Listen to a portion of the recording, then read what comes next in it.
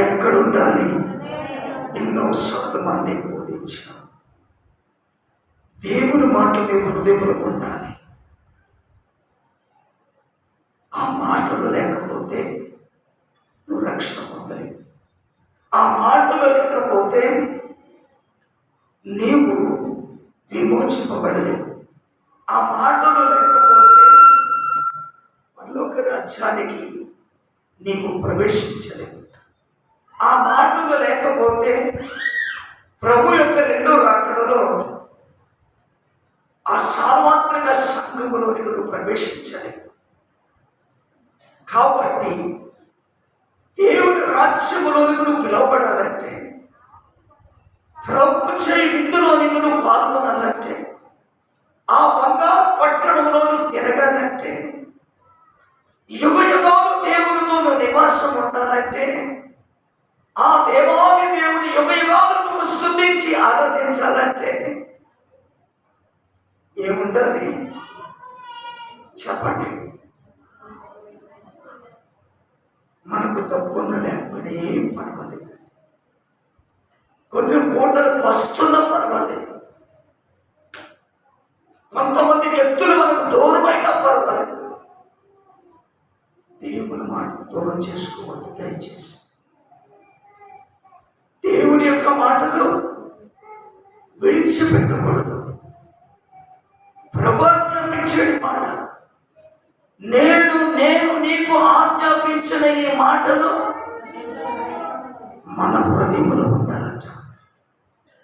ఈ రోజు ఏ మాట వింటున్నావో ఖచ్చితంగా ఆ మాట ఉంటే తీరాల్సిందే. ఆ మాట ఉంటే తీరాల్సిందే. ఆ మాట లేకపోతే నీవు ఎవరో ఆయన గుర్తుపట్టాడు.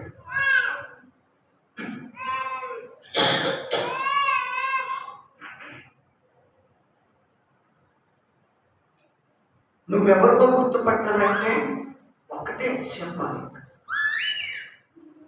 ఆయన హృదయంలో ఆయన మాట, ఆయన హృదయము నీ హృదయంలో ఆయన మాట. అంతేనా? మన హృదయంలో దేవుని మాట ఉంటే దేవుడు నిన్ను గుర్తుపడతాడు. దేవుడు నిన్ను గుర్తుపడతాడు. ఒక పార్టీ వాడు నిన్ను గుర్తుపట్టాలంటే ఆ జెండా ఉండాలి. అంతేనా? నువ్వు ఏ జెండా పట్టుకుంటావో ఆ పార్టీ వాడు ఇది నా పార్టీ అనుకుంటాడు. దేవుని బిడ్డల ఆలోచించి దేవునికి కనబడాల్సింది జెండాలు కాదు. దేవునికి కనబడాల్సింది తెలుపు నలుపుతో కూడినటువంటి ముఖాలు కాదు. పొట్టు పొడుగు లాంటి ఎత్తు కొలతలతో కాదు. ధనముతో కూడిన వారు కాదు. బీదలో ఉన్నటువంటి వారు కాదు. దేవుడు ఒకటే చూస్తున్నాడు. ఆయన చూసేది ఏంటంటే ప్రభువు ఆజ్ఞాపించింది, ప్రభువు ఆజ్ఞాపించింది మాత్రమే మన హృదయంలో ఉండాలి. ఆయన ఆజ్ఞాపించనిది ఏది కూడా ఉండడానికి వీలేదు. ఇది గుర్తుపట్టాలి మనం. ఆయన ఏది ఆజ్ఞాపించాడో అది మాత్రమే మన హృదయంలో ఉండేటట్టుగా చూసుకోవాలి. కీర్తనకారుడు అంటాడు, 119వ కీర్తన 11వ వచనంలో, నీ ఎదుట నేను పాపము చేయకున్నట్టు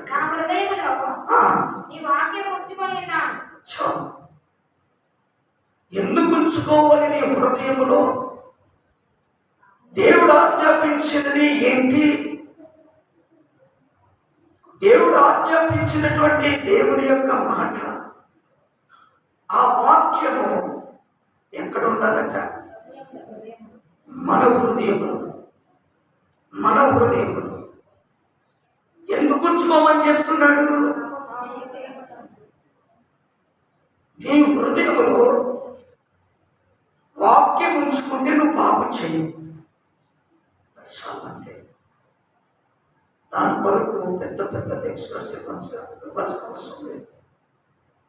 పెద్ద పెద్ద బోధన చేయాల్సిన అవసరం లేదు. నీలో ఉన్న పాపం బయటకు పోవాలంటే నువ్వు పాపం చేయొద్దు అని చెప్పడానికి రోజుల తరబడి బోధన చేయాల్సిన అవసరం లేదు.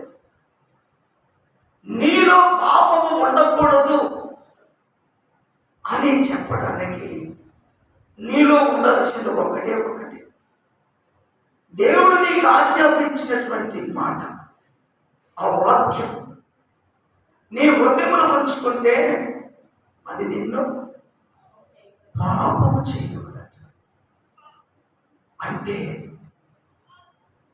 పాపము చెయ్యనివ్వనంత శక్తి కలిగినదన్నమాట దేవుని యొక్క మాట, దేవుని యొక్క వాక్యం. దేవునికి స్తోత్రం చెల్లిద్దామా? హల్లెలూయా. దేవునికి మహిమ కలుగునగాక. ఒక మనిషి మాట కంటే దేవుడు ఆజ్ఞాపించిన మాట ఎందుకు అంత విలువ ఇవ్వాలంటే, నిన్ను నన్ను ఏ మనిషిని కూడా పాపము చేయనివ్వకుండా ఆపుతుంది. పాపము చేయనివ్వకుండా నిన్ను కాపాడాలి. అంత శక్తి ఉందండి దానికి. ఒకవేళ చేద్దామని ఉద్దేశం కలిగిన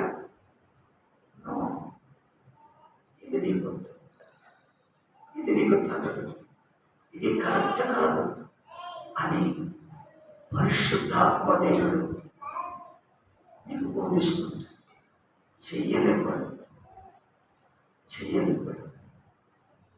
కనుక నిన్ను పాపానికి పురికొల్పనివ్వకుండా ఆపాలి అనంటే, ఆ ఉద్దేశం రాకుండా చెయ్యాలి అనంటే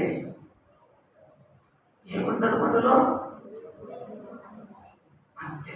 అది బలమైనటువంటి ఆయుధం. ఒక మనిషికి జీవితాంతం ఒక కలిగి ఉండవలసినటువంటి ఆయుధం. అది ఒక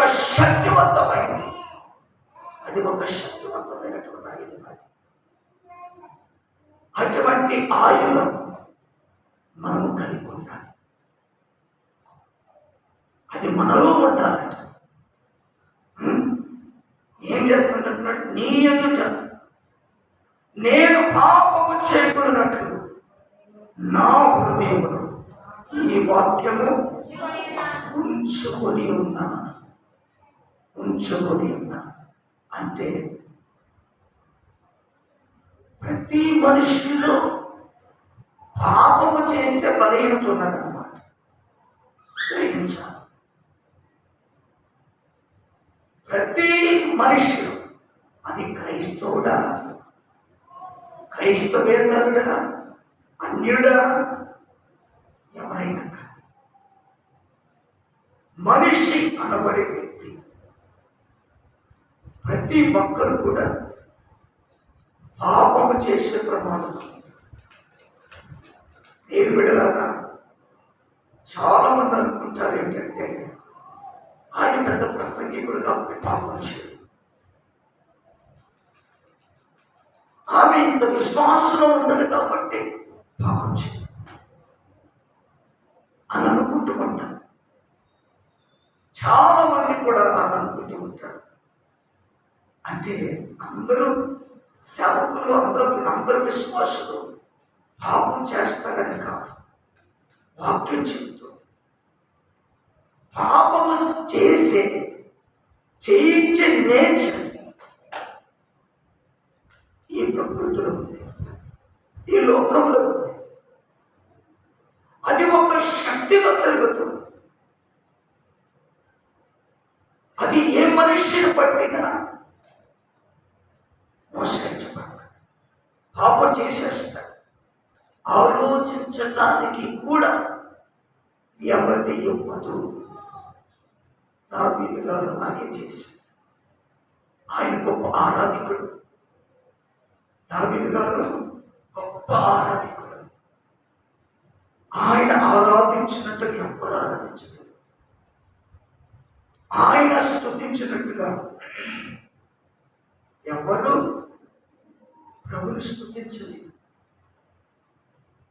ఆయన వాయించినట్టుగా ఎవరు కూడా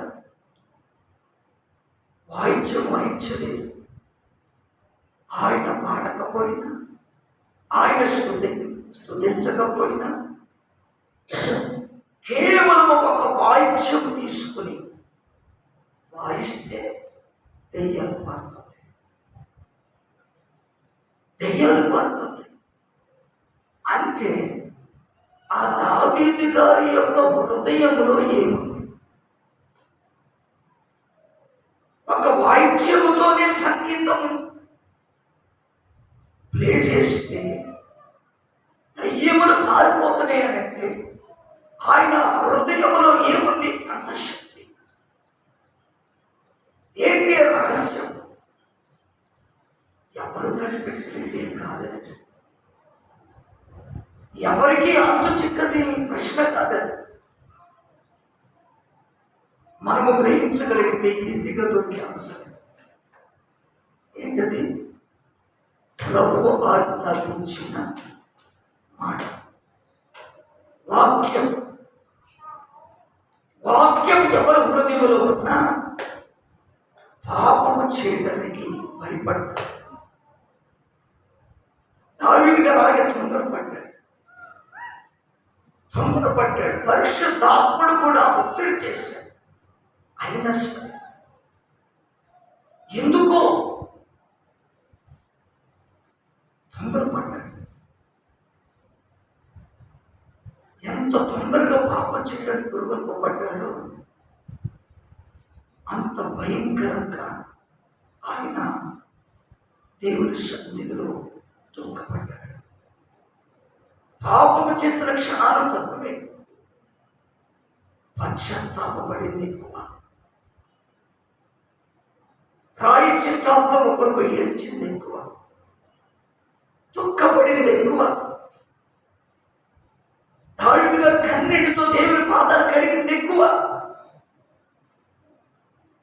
ఒక స్త్రీ తను చేసిన పాపాలకు, తెలియక చేసిన పాపాలకు యేసయ్య పాదాల దగ్గర కన్నీటి బొట్లు రాలిస్తే క్షమించబడింది. చాలా సింపుల్గా దొరుకుతుంది రక్షణ, క్షమాపణ. కానీ దావీదు గారు రక్షింపబడిన వ్యక్తి, దేవుని ఆత్మ ఎరిగిన వ్యక్తి, దేవుని సన్నిధి ఎరిగిన వ్యక్తి, దేవుని ఆత్మను అనుభవించిన వ్యక్తి, తెలిసి చేశాడు. కొన్ని దినాల వరకు పశ్చాత్తాపడుతూనే ఉన్నాడు. విడుదల పొందుకోలేకపోయాడు. క్షమాపణ అంత తొందరగా దొరకలేదు. దేని విడుదల ఆలోచన మనమందరము కూడా ఎన్నోసార్లు తెలియక చేసిన పాపాలు ఉన్నాయి. దేవుడిని తెలుసుకున్నాం, వచ్చాం, క్షమాపణ పొందుకున్నాం. మరలా అటువంటి విడిచిపెట్టిన పాపం వైపు మనము చూడొద్దు. కాబట్టి నువ్వు అలా చూడకుండా ఉండాలంటే ఏముంచుకోవాలి? దేవుని యొక్క వాక్యం మన హృదయంలో. నేను పాపము చేయకుండానట్లు నా హృదయములో నీ వాక్యమును, నా హృదయములో నీ వాక్యం అంటే మనందరి హృదయములో దేవుని వాక్యం అంటారు. ఏదో విన్నాం, వెళ్ళిపోయాం అని అంటే కుదరదండి. ఉంచుకోవాలి, దేవుని వాక్యం ఉంచుకోవాలి. ఉంచుకుంటే నీ దేవుడిని గుర్తుపడతాడు, లేకపోతే నిన్ను గుర్తుపట్టడు. ఆయన ద్వారా పుట్టావు, కరెక్టే. ఆయనని కన్నాడు, కరెక్టే. కానీ మనము చేసిన పాపాన్ని బట్టి మనము ఆయన స్వరూపం చెరుపుకున్నాం కనుక మళ్ళా ఆయన రక్తమే మనకు కావాలి. ఆయన రక్తం అయితేనే, ఆయన రక్తంతో కడగబడితేనే మళ్ళా ఆయన స్వరూపం వస్తుంది. ఆయన రక్తంతో కాకుండా ఇంకే రక్తంతో కడిగినా ఆయన స్వరూపం బయటపడదు, ఆయన స్వరూపము కనపడదు. కాబట్టి మనం పాపము చేశాం. ఇప్పుడు మనం కడుక్కోవలసింది ఏంటంటే యేసయ్య రక్తంతో కడుక్కున్నాం, మంచిది. ఒకవేళ కడగబడిన తర్వాత కూడా ఆవేశముతోనూ తెలుసో తెలియకో మనం తప్పిపోయినట్లయితే వాక్యము చేత కడుక్కోవాలి, వాక్యము చేత కడుక్కోవాలి. ఆమేన్, హల్లెలూయా. వాక్యము చేత కడుక్కుంటే ఏమవుతుంది? మరలా ఆయన స్వరూపము ఆయన కనబడుతుంది, మనల్ని చూడగలుగుతాడు, ఆయన మనల్ని చూడగలుగుతాడు. చూడండి, ఇర్మియా ప్రవక్తతో దేవుడు ఏమంటాడంటే 31వ అధ్యాయంలో 33వ వచనంలో, ఈ దినములైన తరువాత నేను ఇశ్రాయేలు వారితోనూ యూదా వారితోనూ చేయబోవు నిబంధన ఇదే, వారి మనస్సులో నా ధర్మ విధిని ఉంచెదను, వారి హృదయం మీద దాన్ని వ్రాసెదను. యెహోవా వాక్కు ఇదే, నేను వారికి దేవుడినై ఉందును, వారు నాకు జనులగుదురు. వారు మరి ఎన్నడును యెహోవాను గూర్చి బోధ నందుదము అని తన పొరుగు వారికి కానీ తమ సహోదరులకు కానీ ఉపదేశము చేయరు. నేను వారి దోషములను క్షమించి వారి పాపములను ఇక ఎన్నడూ జ్ఞాపకము చేసుకొనను గనుక అల్పులేమి ఘనులేమి అందరూ నన్ను ఎరుగుదురు. ఇదే యెహోవా. దేవునికి మహిమ కలుగునుగాక. అందరూ అందరూ ఆయనను ఎప్పుడు ఎరుగుతారట, ఎప్పుడు చూస్తారట చెప్పండి? ఆయన మన దోషములను క్షమించినప్పుడు, అవునా? మన దోషములను క్షమించినప్పుడు మన పాపములన్నీ ఆయన మర్చిపోతే అందరూ కూడా ప్రభుని చూడగలుగుతారు, ప్రభుని గుర్తుపట్టగలుగుతారు. అందుకనే మన యొక్క పాత నిబంధన గ్రంథం ప్రకారంగా ప్రవక్త అయిన మోషేకు ఇశ్రాయేలులకు ఇవ్వబడినటువంటి ఆజ్ఞలు పలక మీద వ్రాయబడితే, మరి దేవుడు నూతన నిబంధన గ్రంథములు ఏం చేశానని చెప్పాడంటే వాళ్ళ హృదయం మీద, వాళ్ళ మనస్సు మీద రాస్తున్నాడు. ఇప్పుడు మనందరి హృదయముల మీద, మనందరి మనస్సు మీద ఆయన ఏం చేస్తున్నాడమ్మా? వాక్యములు రాస్తున్నాడు. ఆయన వాక్యములు రాస్తున్నాడు. ఎందుకని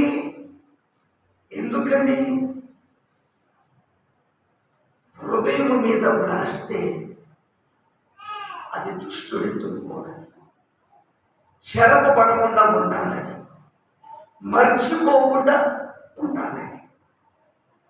అందుకు మన హృదయంలో ఎప్పటికీ కూడా అలాగే ఉండిపోయేటట్టుగా మన హృదయముల మీద ఆయన మన మనస్సుల మీద ఆయన రాస్తున్నాడు. దేవునికి మహిమ కలుగునుగాక. 33వ వచనం మేము చదువుకున్నాము. ఈ దినములైన తరువాత నేను ఇశ్రాయేలు వారితో యూదా వారితో చేయబో నిబంధన ఏంటి? ఆ నిబంధన ఏం వాగ్దానం చేస్తున్నాడు ఆయన? ఎందుకంటే వారు వాగ్దానం చేశాడు, వాళ్ళు మర్చిపోయారు. పలకలు పగిలిపోయినాయి, చెరపబడ్డాయి, మర్చిపోయారు. వారు ఆ ఆజ్ఞలను తృణీకరించారు, వ్యర్థం చేసుకున్నారు, మర్చిపోయారు. ఇక మీదట ప్రభు అలా చేయకూడదని ఆ ధర్మ మీద ఇక్కడ రాయాలనుకుంటున్నాడు. హృదయముల మీద, మనస్సు మీద రాస్తానని వాగ్దానం చేశాడు. నేటి దినాలలో ప్రభు పలుకుతున్న ప్రతి మాట కూడా ఆయన ఎక్కడ రాస్తున్నాడమ్మా? మన హృదయాల మీద రాస్తాం, మన మనస్సు మీద రాస్తున్నాడు. 2 కొరింథీయులకు రాసిన పత్రిక 3వ అధ్యాయం 7వ వచనాన్ని మనం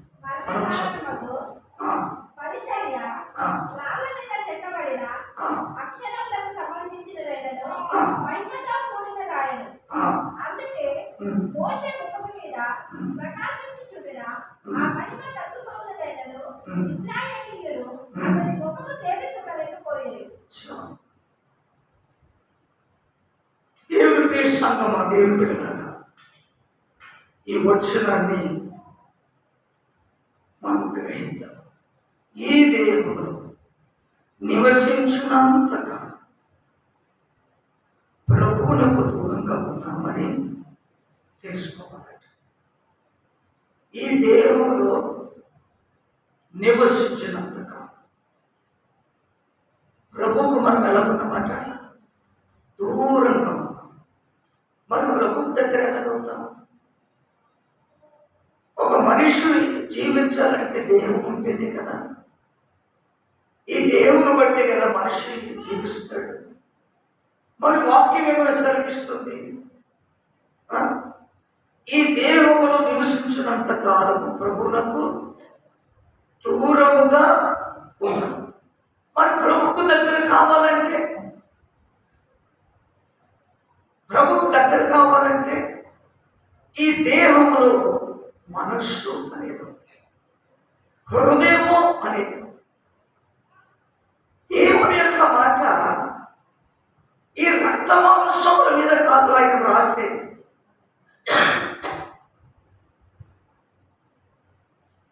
దేవుని యొక్క మాట రక్తమాంసముల మీద కాదు ఆయన వ్రాస్తున్నది. ఎక్కడ వ్రాస్తున్నానని చెప్పాడు? హృదయం మీద, లేక మనస్సు. అంటే ఒక మనిషి దేవుని బట్టి బ్రతకకూడదు అని ఈ వాక్యం వివరిస్తుందంటే, శరీరమును బట్టి మనుషుడు రొట్టె వలన మాత్రము కాక దేవుని నోట నుండి వచ్చు ప్రతి మాట, అనగా వాక్యమును బట్టి జీవిస్తారు. వాక్యమును బట్టి జీవించేవారు ఆ వాక్యమును ఎక్కడ భద్రపరుచుకుంటారంటే హృదయములోను, మనస్సు. ఈ లోకమును శరీరానుసారంగా జీవించే మనుషులు వాక్యమును హృదయములో పెట్టుకోరు, మనస్సులో పెట్టుకోరు. వారు విన్నట్టుగానే ఉంటారు, గ్రహించినట్టుగానే ఉంటారు. ఆ మాటలన్నీ హృదయముల మీద వ్రాయబడదు, మనస్సులో వ్రాయబడదు, అవి శరీరం మీద వ్రాయబడతాయి. అవి కొంతకాలము మట్టుకే గుర్తుంటాయి, కొంతకాలము మట్టుకే అవి పనిచేస్తాయి. కానీ ప్రభుని గుర్తుపట్టాలంటే ఈ శరీరమును విడిచిన తర్వాత కూడా ప్రభుని గుర్తుపట్టాలి. ఆమేన్, హల్లెలూయా. హల్లెలూయా. ఈ దేహములో నివసించినంత కాలం ప్రభువునకు దూరముగా ఉన్నామని తెలుసుకోవాలి. అర్థమవుతుందా? ఈరోజు ఎంతమంది అండి ప్రభువుకు దూరంగా ఉండి బ్రతుకుతున్నారు? చాలా విచారకరమైన విషయం. అన్యులు విడిచిపెట్టండి. క్రైస్తవులు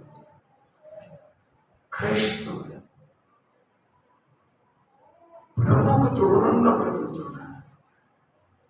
సొసైటీలో ఒక గౌరవం లేకపోతే కొన్ని విలువలను సంపాదించుకోవడానికి నేను క్రైస్తవుడను అని చెప్పుకుంటే నామోష్, నేను క్రైస్తవురాలను అని చెప్పుకుంటే హింస. ఎంత దారుణం అంటే సాక్షి కోల్పోతున్నారు.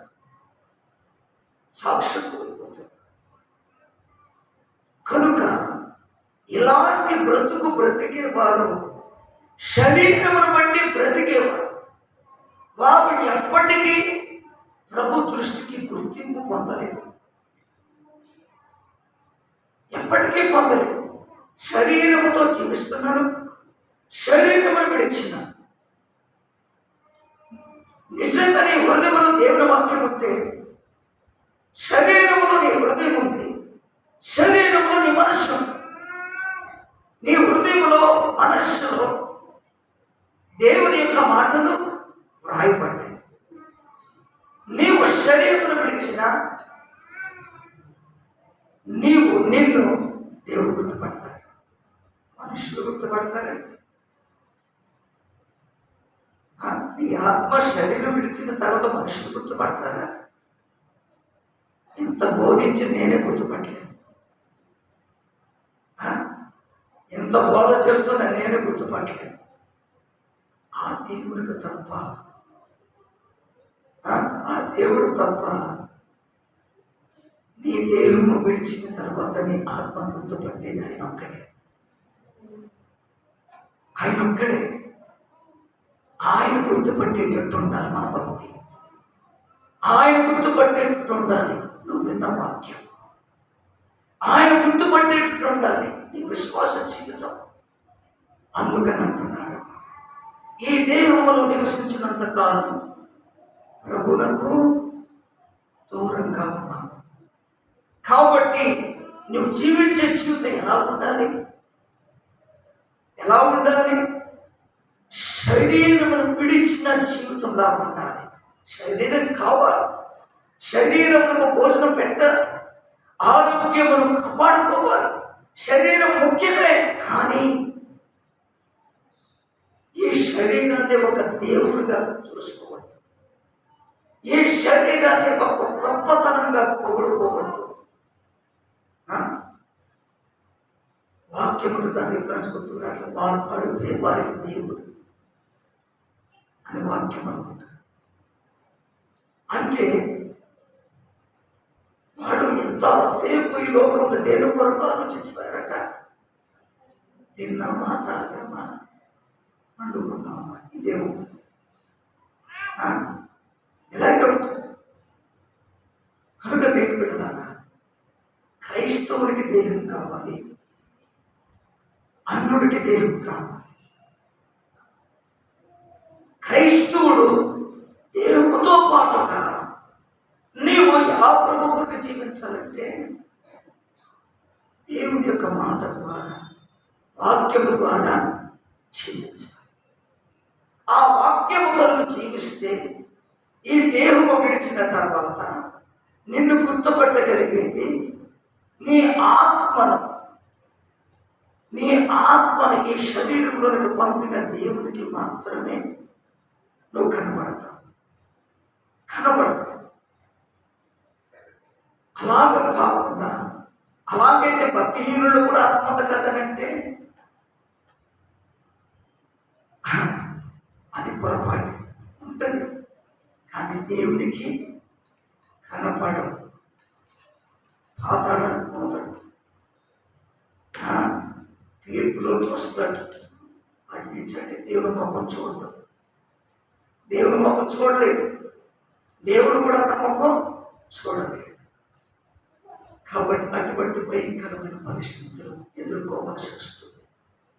కనుక మనము శరీరంతో జీవిస్తున్నప్పుడే మనము ఎలా జీవించాలి, ఏ విధంగా జీవించాలి, దేవుని బట్టి జీవించాలి అనేది మనం గ్రహించుకోవాలి. హల్లెలూయా.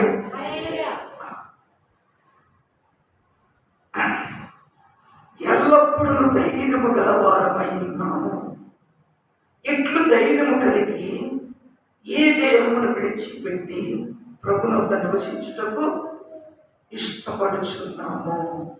చూడండి దయచేసి వచ్చాను 2 కొరింథీయులకు రాసిన పత్రిక 5వ అధ్యాయం 7వ వచనం నుండి నేను మళ్ళా చదువుతున్నాను.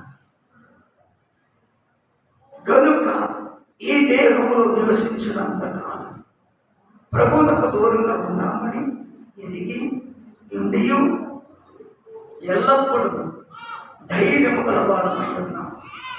ఎట్లు ధైర్యము కలిగి ఈ దేహమును విడిచిపెట్టి ప్రభువునొద్ద నివసించుటకు ఇష్టపడుచున్నాము.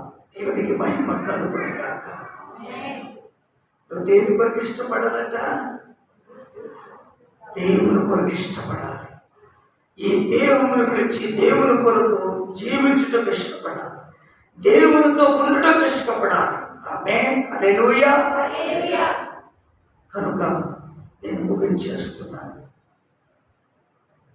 మనం చదువుకున్నటువంటి లేఖనమును బట్టి ప్రభు ఏమని చెప్పాడంటే సహించుట. మనం నేర్చుకున్నాం. ఒక క్రైస్తవుడు సహించేవాడుగా ఉండాలి, భరించేవాడుగా ఉండాలి. సహించే వాడుగా లేని క్రైస్తవుడు వాక్యమును బట్టి బ్రతకలేడు, ప్రభు యొక్క ముఖ సౌందర్యం చూడలేడు, ఈ దేహము విడిచి బ్రతకలేడు. ఎంతసేపు దేహము కొరకే ప్రాకులాడతాడు, ఎంతసేపు లోకము కొరకే ప్రాకులాడతాడు. కాబట్టి వాక్యం చెప్పిన ప్రకారంగా మనము సహించి వారుగా ఉండాలి అనంటే, ధైర్యము కలిగిన వారుగా ఉండాలి అనంటే వాక్యమును కలిగిన వారుగా మనం ఉండాలి. అప్పుడే ప్రభువు నిన్ను గుర్తుపడతాడు. నువ్వు ఒంటరిగా ప్రార్థించిన, 10 మందిలో ప్రార్థించిన, ఒంటరిగా ప్రయాణం చేస్తున్నా, 10 మందితో ప్రయాణం చేస్తున్నా, నువ్వు దీన స్థితిలో ఉన్నా, సమృద్ధి స్థితిలో ఉన్నా, నువ్వు బలహీనతలో ఉన్నా, ఆరోగ్యంలో ఉన్నా, నువ్వు ఏ స్థితిలో ఉన్నా కానీ దేవుడు నిన్ను చూస్తాడు. దేవుడు నిన్ను చూస్తాడు. కాబట్టి ఆయన దృష్టిలో మనం ఉన్నాం. సహిద్దాం, ప్రభు కొరకు సహిద్దాం. వాక్యమే మనకు సహింపు నేర్పుతుంది, వాక్యమే మనకు ధైర్యం ఇస్తుంది, వాక్యమే మనల్ని ప్రభు చూసేటట్టుగా చేస్తుంది. అటు విధమైనటువంటి రీతిలో దేవుడు మనల్ని అందరూ నడిపించుగాక. ఆమేన్. ప్రార్థన చేసుకున్నాం. అందరూ కూడా కట్లు మూసుకోండి.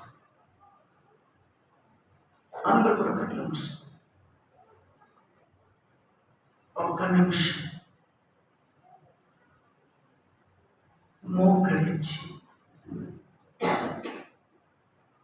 మోకరిస్తే పశ్చాత్తాప మనస్సు పరిశుద్ధాత్ముడు పుట్టిస్తాడు. ఒకవేళ నేను మోకరించలేను, నా బాడీ సహకరించట్లేదు అనుకుంటే ప్రభువు తెలుసు. కాబట్టి పరిశుద్ధాత్ముడు సహాయం చేస్తాడు. మోకరించగలిగేవాడు, మోకరించుట మన తగ్గింపు కోసం నిదర్శనం. ప్రభు గొప్పవాడు. మన పితరులు సాగిలపడి నమస్కరించేవాడు. కనీసం మనం మోకరించైనా పంచతాపాన్ని తెచ్చుకొని మన హృదయంలో దేవుని యొక్క వాక్యాన్ని నిలుపుకుందాం. మన హృదయంలో, మన మనస్సులో ప్రభువు రాసిన మాటలను భద్రపరుచుకుందాం. యేసయ్యా, నీవు నన్ను గుర్తుపట్టాలయ్యా. ఈ శారీరకమైన మనస్సు మీద కాకుండా నా హృదయంలో నీవు గ్రహించిన ధర్మ విధులు, నీ జీవ వాక్యం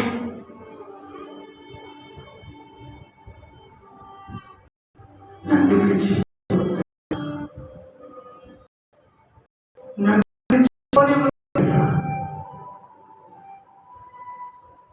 అయ్యా, నన్ను విడిచి వెళ్ళిపోతే నేనెవరిని చూడాలి? నేనెక్కడికి వెళ్ళాలి? నేనెక్కడ నివసించాలి? నా స్థలం ఏది? నాయన, నన్ను విడిచిపెట్టొద్దయ్యా. నీ మాట నన్ను విడిచిపెట్టొద్దయ్యా. నా హృదయంలో ఉండాలి నాయన, నా మనస్సులో ఉండాలి ప్రభువా. మా పితరులు విడిచిపెట్టి నీ ఆజ్ఞలను తృణీకరించడం వలన, నీ ఆత్మకు విరోధంగా బ్రతకడం వలన భ్రష్టులైపోయారు, సంహరించబడ్డారు, పరమకాలంలోనికి ప్రవేశించలేకపోయారు. తండ్రి, మా బ్రతుకుల కాకు, మా జీవితాల కాకూడదయ్యా. నీవు లేకుండా ఎలా బ్రతకగలను ప్రభువా? ప్రస్తుత కాలంలో మాకు ప్రత్యక్షమయ్యేది నీ వాక్యమే కదా నాయన. ప్రస్తుత కాలంలో మాతో మాట్లాడేది నీ మాటే కదా నాయన. ప్రస్తుత కాలంలో మాతో ఉండేది నీ సన్నిధే కదా నాయన. ప్రస్తుత కాలంలో మమ్మల్ని నడిపించు నీ ఆత్మీయ అభిషేకము కదా ప్రభువా. ఇవన్నీ నేను దూరం చేసుకుంటే నేను ఎలా బ్రతకగలుగుతాను? తండ్రి, నేను ఒకవేళ పాపము చేసేస్తానేమో, నేను తొలగిపోతానేమో, నేను పడిపోతానేమో. అటువంటి పరిస్థితులు నా జీవితానికి రాకుండానట్లు, పాపము నన్ను పట్టుకొనకుండానట్లు అయ్యా, నీ వాక్యము నా హృదయంలో, నా మనస్సులో ఉండునట్లు నాయన. అయ్యా, మీరు మాట్లాడారయ్యా, మీరు మాట్లాడారు నాయన. నీ మాట పాపము అడ్డుకుంటుందని, నీ మాట చీకటిని అడ్డుకుంటుందని, నీ మాట దోషమును ఆపివేస్తుందని ఖచ్చితంగా ఈరోజు మాతో మాట్లాడమయ్యా. యేసయ్యా, మాతో మాట్లాడినందుకు వందనాలయ్యా. ప్రార్థన చేద్దామా? అందరం ప్రార్థన చేద్దామా? పశ్చాత్తాపడదామా? ప్రభువుకు లొంగిపోదామా? మనమందరం కూడా ప్రభువుకు లొంగిపోదామా? ఎవరైనా మనల్ని భయపెడితే ప్రాణాన్ని కాపాడుకోవడానికి, శరీరం కాపాడుకోవడానికి లొంగిపోతాం కదా. నీ ఆత్మను కాపాడుకోవడానికి ప్రభుకు లొంగిపోవా? ప్రభు మాటకు లొంగిపోవా? ప్రభు వాక్యానికి లొంగిపోవా నా కుమారుడా? ప్రభు వాక్యానికి లొంగిపోవా నా కుమార్తె?